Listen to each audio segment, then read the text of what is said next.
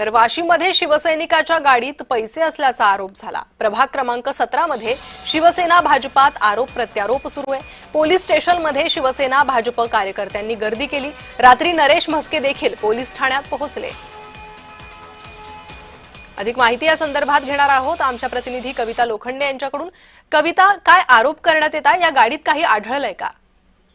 नक्कीच प्रणिता, काल रात्री प्रभाग क्रमांक 17 मध्ये शिवसेनेच्या गाडीत पैसे असल्याचा आरोप जो आहे तो भाजपाकडून होताना पाहायला मिळाला। भाजपाच्या उमेदवारांनी हा आरोप केलेला आहे। भाजपाचे सर्वच उमेदवार वाशी पोलीस स्थानकामध्ये काल रात्री दाखल झाले होते। त्याचबरोबर शिवसेनेचे खासदार नरेश म्हस्के यांनी देखील वाशी पोलीस ठाण्यामध्ये आपली उपस्थिती दर्शवली होती आणि वाशी पोलीस ठाण्यामध्ये मोठं तणावाचं वातावरण जे आहे ते आपल्याला पाहायला भेटलं। या शिवसैनिकाच्या गाडीत पैसे असल्याचा आरोप जो आहे तो भाजपाने केला होता, परंतु गाडीची तपासणी केली असता गाडीमध्ये काहीच न आढळून आल्याने कोणत्याही प्रकारची कारवाई जी आहे ती झाली नाही।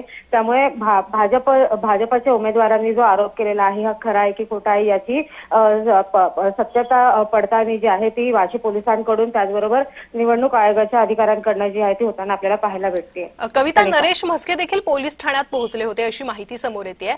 दोन्ही पक्षाचे कार्यकर्ते उपस्थित होते, त्यावेळी काही आरोप प्रत्यारोप झाले का? काही वाद झालाय का?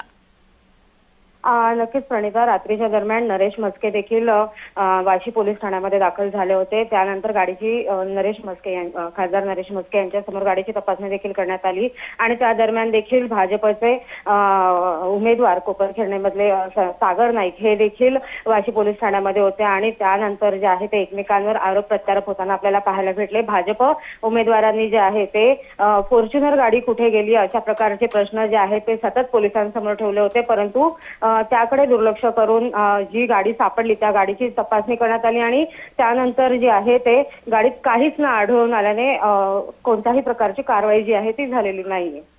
कविता, धन्यवाद या सविस्तर माहितीसाठी।